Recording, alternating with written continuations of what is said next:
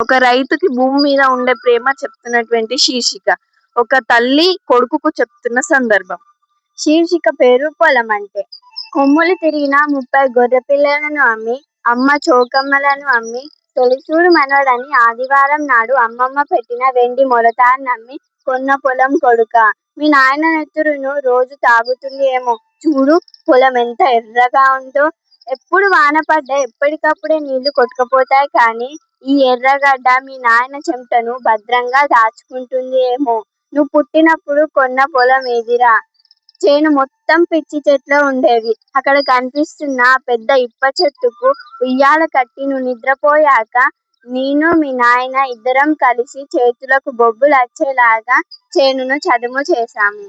ఓసారి ప్రాణం పోయేంత పెద్ద రోగం వస్తే ఎట్లన్నా చేను అమ్ముతాడని చేతుల 4 రాళ్లున్నోళ్ళు చేనుకు భయాన తీసుకొని ఆస్పత్రికి తీసుకువస్తే నా ప్రాణం పోయినా సరే కానీ నా కొడుకు నోటికాడి ముద్దను పారేనన్నాడురా.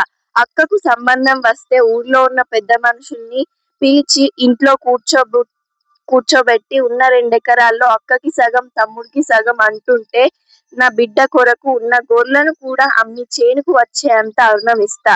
మీకేమైనా తుట్టం అనిపిస్తే నా కొడుకు పెళ్లికి బంగారం పెడతా కానీ ఈ ఒక్క భూమిని విడిచిపెట్టుండ్రి అని 10 మందిలో నోరు తెరిచి అడిగాడురా.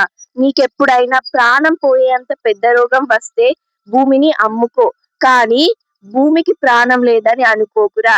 నీకెప్పుడైనా ప్రాణం పోయేంత ఆపద వస్తే భూమిని అమ్ముకో కానీ భూమికి ప్రాణం లేదని అనుకోకురా. పొలం పోతే పోయేది పట్టా బుక్కులోని నెంబర్ కాదురా, మీ నాయన అస్తిత్వం. పొలం పోతే పోయేది పట్టా బుక్కులోని నెంబర్ కాదురా, మీ నాయన అస్తిత్వం. ధన్యవాదాలు.